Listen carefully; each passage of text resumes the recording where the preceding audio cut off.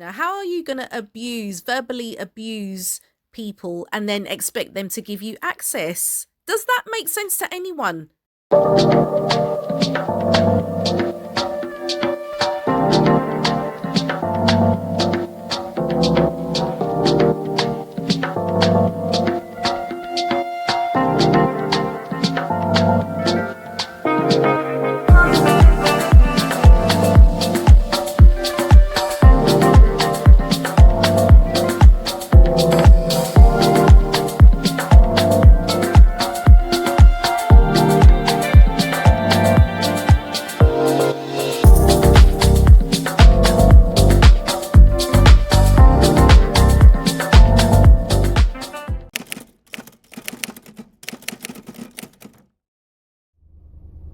Hey guys, I hope you're all doing well and that you had a great week. As you can see, I'm in the car again. I'm not even in London this morning. I'm at a different location. I won't go into the ins and outs, but welcome to all of my house guests. Grab a drink, make yourselves comfortable. If you're passing by and you'd like to become a house guest, don't forget to hit subscribe and activate all of your notifications. I'm Chez, this is Chez M0i. Welcome to my place.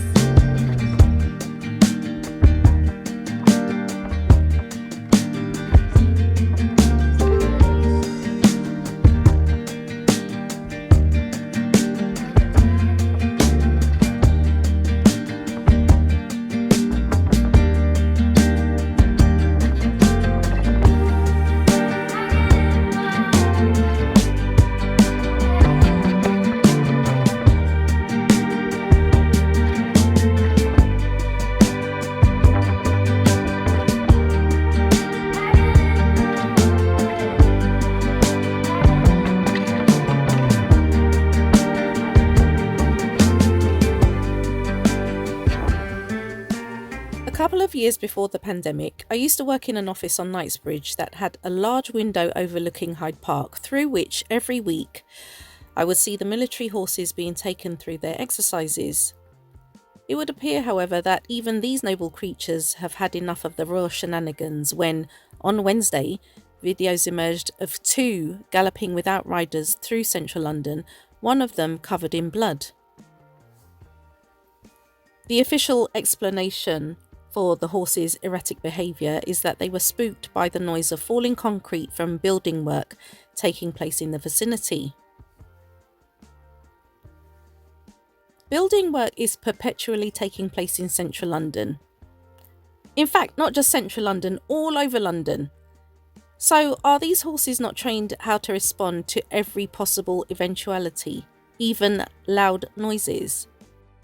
Before these two horses were allegedly caught, later on, 5 miles away in East London, drivers were forced to stop as these creatures created mini traffic jams in their wake. As a Londoner born and raised, this is something I had never witnessed before, and quite frankly, it was really shocking. Hopefully all the horses are being well taken care of now and will make a full recovery.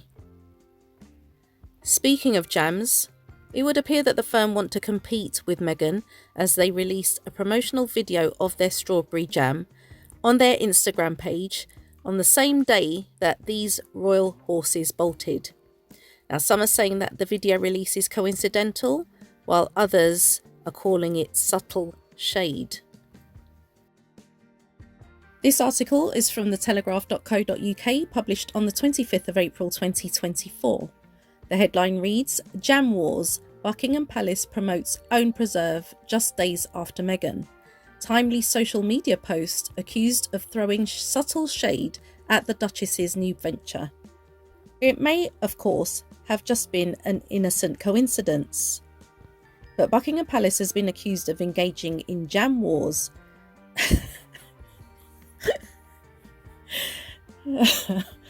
with the Duchess of Sussex, with the timely release of a video promoting its own strawberry preserve. Just days ago, the Duchess unveiled the first product from her new commercial venture, American Riviera Orchard, which happened to be a jar of strawberry jam.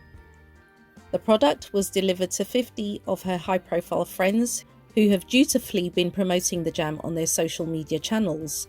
Then, on Wednesday evening, the Buckingham Palace shop released a short, slickly produced video on its Instagram page, showing 4 of its favourite ways to enjoy its strawberry preserve.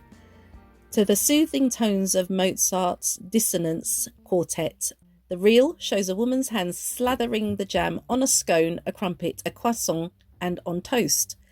Our strawberry preserve is made using only the finest berries and is deliciously served in a variety of ways, the caption states. The post asked the shop's 557,000 followers to share how they enjoy their jam. The timing of the advert did not go unnoticed, attracting almost 400 comments within hours. Jam wars across Jam wars across the ocean, joked one follower, while another wrote, "The Empire strikes back." "Is it just me that loves the subtle shade?" asked one. "I'm dying at the timings of this ad," said another.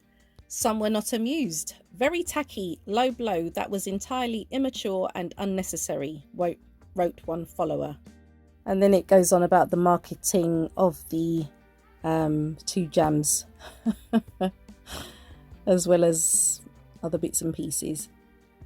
Okay, so yeah, jam wars.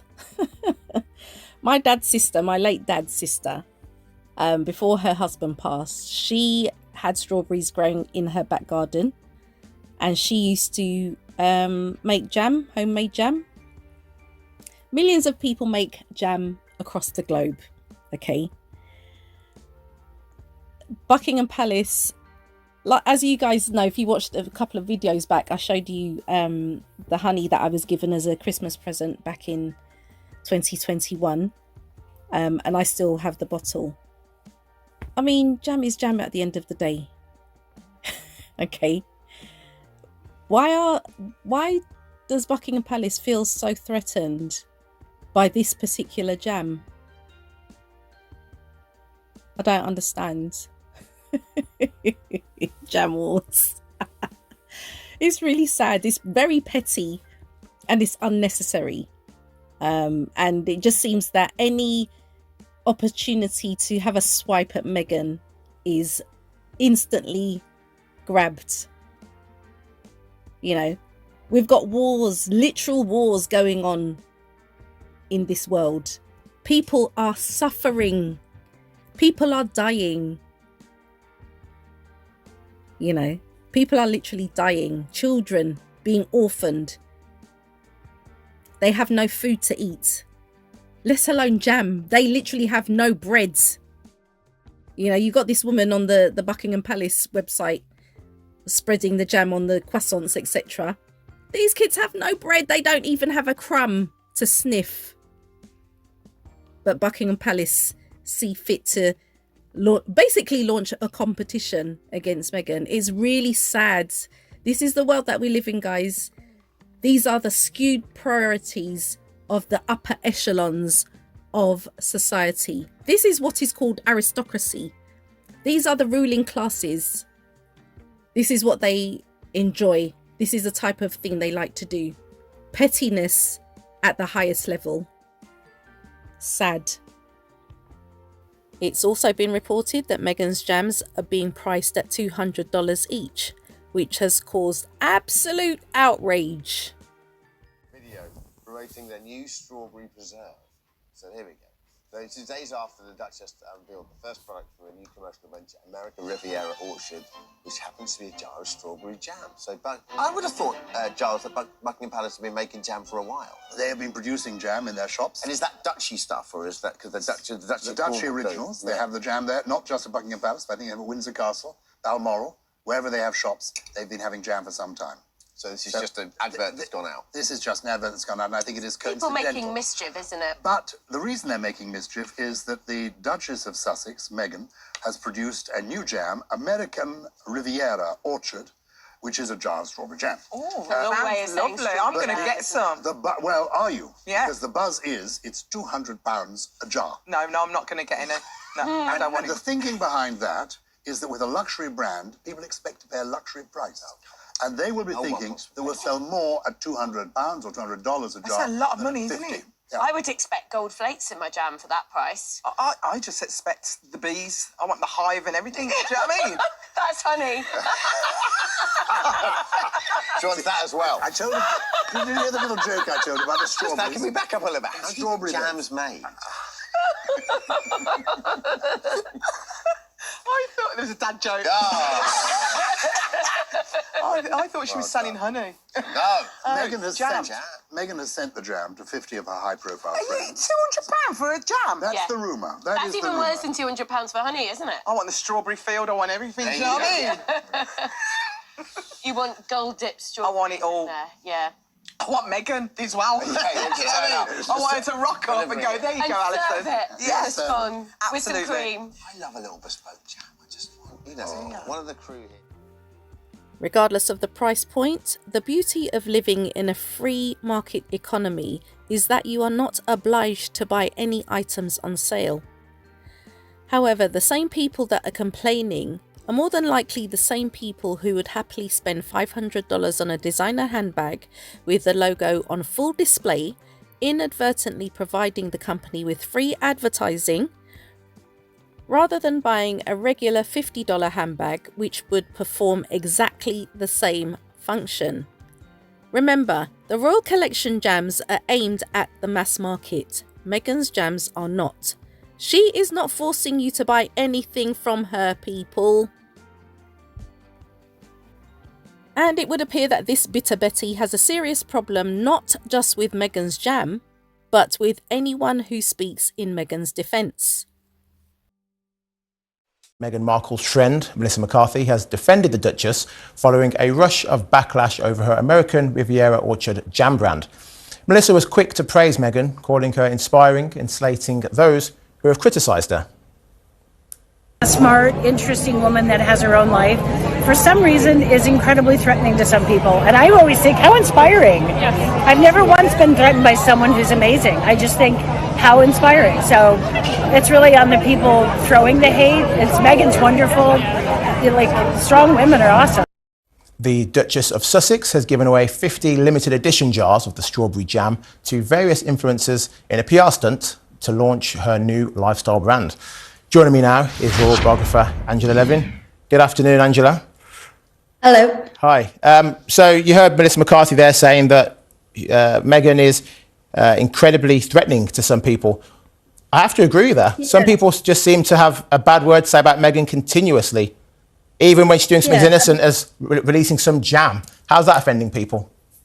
Well, I think there's two sorts of women who are very strong, and some of them are delightful and absolutely amazing, and some of them are really spiteful and not so much, and there's a whole range of people in between. So I think it's a bit of a nonsense thing to say. Not all women are scared of women who are powerful, not at all. I think the problem with Meghan is that she doesn't wait till things sort of materialise. Everything's got to be done immediately. And if not, she drops the people and moves on and does something else. We've seen that with one of her husbands. We've seen that with all sorts of things with the royal family. And I think that people find that rather unpleasant. But Melissa McCarthy, I mean, I think she's slightly frightened of Meghan, even though she's pretending that she's not. Because when Meghan had her 40th birthday, she invited her along. They were chatting very nicely, having cups of tea. And there was poor Harry outside the window, not allowed in, playing with balls. And it looked very much a sort of Charles Dickens thing, where you'd look through the window and you want a sort of piece of cake. And Meghan thought it was hilarious and she began laughing, and then Melissa started laughing. Nothing wrong with that, but you just felt that it was just a really rather strange thing to find funny. But everybody has their own view of who they like, and Meghan does have a way of making some people think she's enormously wonderful and other people not liking her at all. And I think there are reasons at both ends of that. But you look at, wait, Angela, talking about Harry being outside, you have no idea like what Harry's doing outside That may be how the relationship is. Could be completely innocent. Just because she's having a birthday party doesn't mean Harry has to be in there holding her hand like some child, does it? It wasn't a birthday party, it was her birthday, and she had her friend Melissa there. He looked very lost. I mean, I spent 15 months... That's your interpretation. No, that's your interpretation. He looked lost. Yeah, that's your interpretation, which means nothing. Hang on. No, hang on. Let's go back to something else you said there. You said that Meghan likes to do everything straight away. She can't wait for things. She's done a soft launch of her website, American Riviera Orchard. She sent out 50 jars to her friends and influencers, something that lots of celebrities do when they're launching things. So she is taking this one slow, and eventually she'll launch the website, and it's probably going to be a success. So what do you say to that when you're saying she has to have everything immediately? You've got to listen to what I said before. I spent 15 months with Prince Harry writing his biography. So I think I know him very well, and I think I can tell what mood he's in. So I don't think you can say to me, oh, it was just I was wrong about that, because I think I was right. And when I see him, Meghan pulling him along, and he's always behind her, I feel exactly the same. When do you see that? When do you see that? Are we looking at, okay, here's some video footage here. Is Meghan pulling him along there? He's grabbing her wrist, pulling her along. How you interpret things is how you interpret things. They're being ridiculous. How many you pictures interpret have you things in a got very strange way. Meghan and Harry walking away. Well, that's my way. Oh, well, there's another video of Harry walking in front of her, pulling her along. It's not Meghan doing it, is it? Well, you've picked those two. You might have picked those two, but I've found that when she's pulling him. So you can't tell me out of two pictures that I've got something wrong. Well, it sounds like you've got a vendetta against Meghan Markle. That's what it sounds like. You sound like, Angela, with respect, you sound like a troll. You sound like a social media troll. Everything you can point out that's incorrect. Very rude. You don't call someone a troll with respect. That's without respect. No, it is with respect. Let me talk about something else. Abigail Spencer, who is also a friend of Meghan's, she was given the 6th jar of jam, right? And we would see her lying on the grass, hugging it with the dog close by. It was a very sort of set up thing. That's one when she's sitting up. You're sitting down. And I thought, how ridiculous. This is a jar of jam. Why are we all getting hysterical about a jar of jam? Who's hysterical about it? It's PR. She's trying to sell something. This is called advertising. I know what PR is. Well, with respect, clearly you don't. You're saying it's so set up. It's a PR stunt. You're here to fight me, so why don't you say goodbye? I'm not here to fight you. I'm just laying out the truth to you. You're very rude. No, Angela, you don't want to be challenged. You won't be challenged and you won't be scrutinised. I'd like to know, and she's gone. You see, this is what happens. When you challenge people, when you go to them and you say to them, here's some facts, here's some truths, some people don't like it. And if people can't answer the truths, what do? They hang up. Or they just start shouting, or they just start denying. Angela Levin believes that Harry's being pulled along by Meghan everywhere he goes. And yet we just showed her 3 different videos of Harry and Meghan walking out of buildings. And who's in the front? Harry. Who's leading? Who's pulling? Harry's pulling Meghan. But that doesn't play into the narrative of Angela Levin. It just doesn't. Now, you can say what you want about Meghan Markle. I don't know her. But has she been successful? Yes. Has Harry been successful with her? Yes. Will this jam, which is going to cost $200, is that going to be successful? Probably. I ain't going to buy it, but it probably is going to be successful. Well, thank you, Angela Levin, for joining me. Levin is without doubt one individual who delights in openly attacking Meghan, but when Levin is challenged about her behaviour, she herself feels under attack and wants to exit the uncomfortable dialogue as abruptly as possible. Yeah, but it's a question about what you base your thoughts on, whether you've just imagined it, whether you're projecting, whether you really know, whether you actually have experience, whether they're facts, whether it's conjecture. You say what you think, but what are the thoughts based on is the question, isn't it? I'd rather you didn't attack me. If you want to attack me, you shouldn't invite me on. Because I don't think I'm attacking you. I'm just asking you. No, you're not just asking me. You've got an agenda there to attack me. And so I think... I certainly haven't. I've got no agenda at all. No agenda at all, but I certainly am aware that people feel that. For example, we were talking at the beginning of the programme about comments made about Meghan, weren't we? And it was being said that she had said that she wouldn't go on the war battle, that she would only go if she was followed by Netflix cameras, this kind of thing. And that was false. It was completely false. Angela tweeted about that. And it's been suggested that you were one of the people tweeting that, and apparently there's no factual evidence for that at all. I mean, if you're going to tell me that there is, that's fine.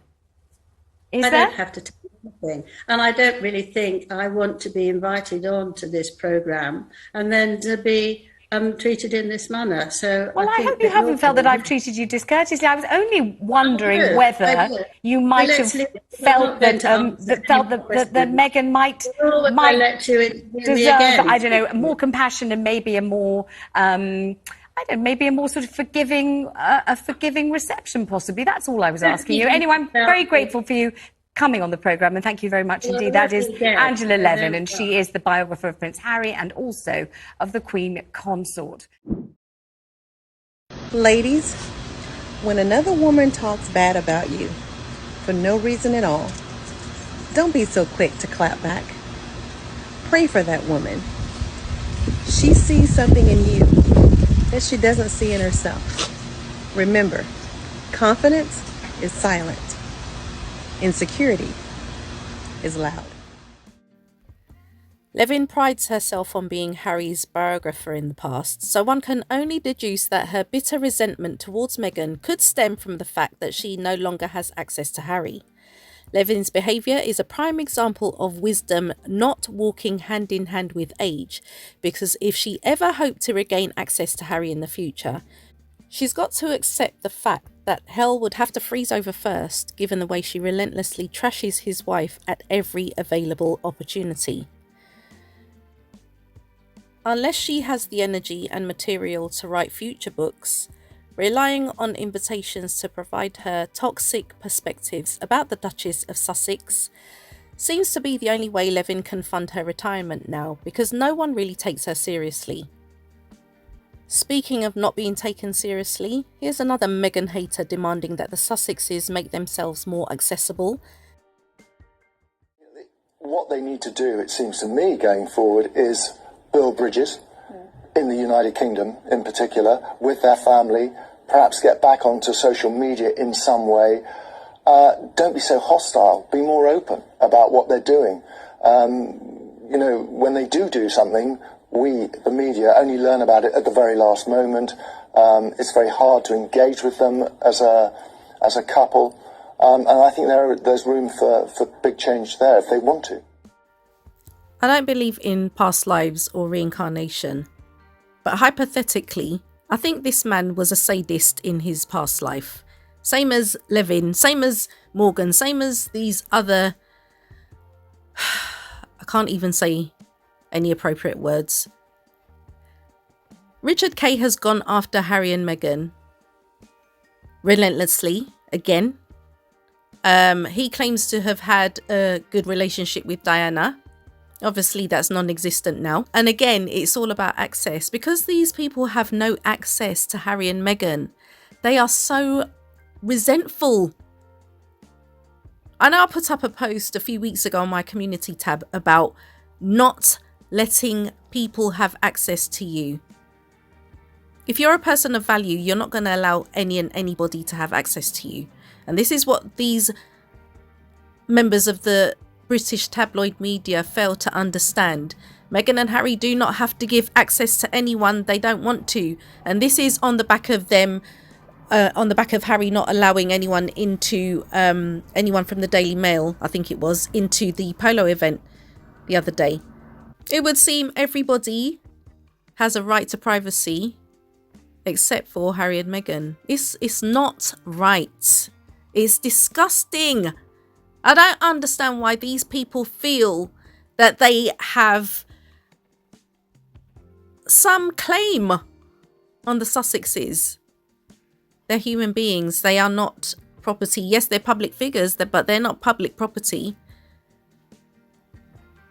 You know, how are you going to verbally abuse people and then expect them to give you access? Does that make sense to anyone? And I just think we live in a society of people that are psychologically damaged, because what they do on a day-to-day basis, these journalists, these media types, to me, it doesn't make sense, guys. It's disturbing. It's abusive. And this is what abusers do to their victims. Deep narcissistic traits, sadistic traits. The behaviour is very, very wrong, and it needs to stop. You know, and again, these people call themselves civilized. Just because they appear to speak well and articulate themselves appropriately, don't let that fool you guys. These people are savages. These people are actual savages. The way that they think, the things that they believe, the beliefs that they hold on to is very disturbing. And you know what the funny thing is? They still think that they're relevant. They think that they're going to be around in 15, 20 years' time. They forget that there are young people who are coming up behind us who have a completely different view to them. They are the ones who are relevant, these young people. These people like Levin, Kay, Morgan, Burrell, all of these guys, they will become very irrelevant very quickly, and it's time they realise that. And if that wasn't enough, it would seem that the wider media in the UK have literally been fighting over Meghan. This article is from theindependent.co.uk, published yesterday, the 25th of April 2024. The headline reads, ITV boss slams BBC for bleating about cuts while blowing cash on Meghan's show Suits. He said he couldn't understand why the BBC wanted the American show. Before I go even further, what has ITV got to do with BBC? These are two separate networks. The BBC is totally dependent on license fee payers to fund this organisation. ITV relies solely on advertising revenue. They have nothing to do with each other. So why is this ITV boss, why is his nose out of joint? Let me continue. The boss of ITV has slammed the BBC for spending public funds on Meghan Markle's TV drama Suits. Kevin Lygo criticised the broadcaster for acquiring all 9 seasons of the years-old American show while bleating about a lack of funds. The popular drama ran from 2011 until 2019 and saw Markle rise to fame as she played Rachel Zane for 7 of the show's 9 seasons. Unlike the BBC, ITV does not have guaranteed public funds, but it was outbid when it came to acquiring the show, which it is set to air later this year. Lygo, ITV's managing director of media and entertainment, said he couldn't understand why the BBC went out of its way to buy the drama.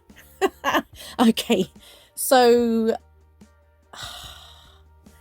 the world's gone mad, literally. How are big people, big crusty old men, fighting over a show that Meghan was in? They weren't bothered before. They literally hate this woman. I can't. I don't understand. You hear the BBC bleating about a lack of funds, and yet they have all the money in the world, he said, as reported by The Telegraph. Why do they buy all that American stuff? I've had a go at so many different BBC people about this. They just bought Suits, the thing with Meghan Markle. You think, why? They outbid us, by the way. What's that got to do with license fee payers' money? Okay, but why are you complaining when you tried to buy the same show? That's my question. Sour Grapes comes to mind. Do you know, I'm stunned at the way that these so-called adults behave. I don't know the psychology behind this. I'm stumped. I'm actually bemused. Fighting over a woman that they hate. This is beyond me. I don't even know what to tell you guys. You're gonna have to make up your own minds.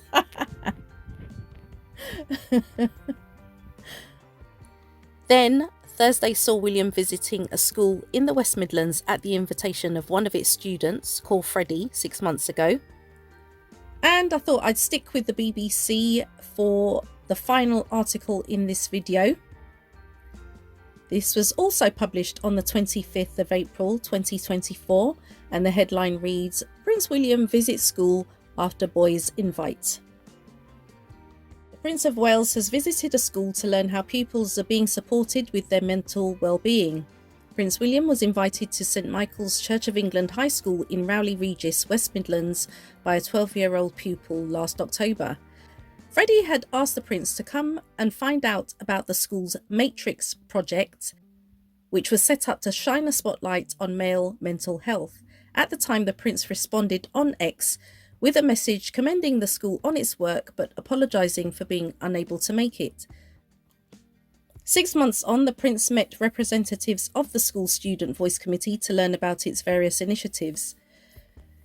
And so it goes on. On and on and on and on. Okay. The irony that Freddie has a similar aesthetic to Harry and wanted to discuss the issues surrounding male mental health may have escaped William's notice, but it certainly didn't escape mine.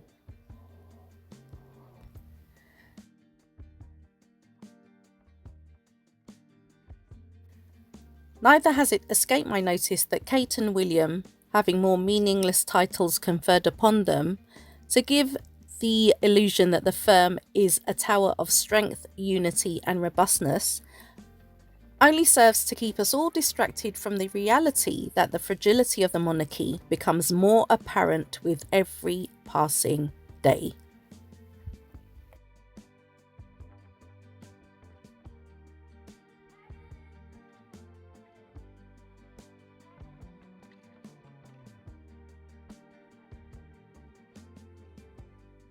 This is why I love meeting people who are older than me, but they're wiser than me, because I was introducing myself to this woman and I said, should I call you by your first name or should I put a miss in front of it? And she said, honey, I actually don't care what you call me. It's more about how you treat me. I said, yes, ma'am. I'm here for it. She said, because here's the thing. You can call me miss as a sign of respect, but you may not respect me. And therefore, I'm not worried about the title in which you call me. I'm worried about the manner in which you treat me. That was just so good, because she's right. Respect is not about the title in which someone calls you, but much more about the respect that they give you, the manner in which they treat you. That was good. That was good. Stay healthy, be well, and take care of you.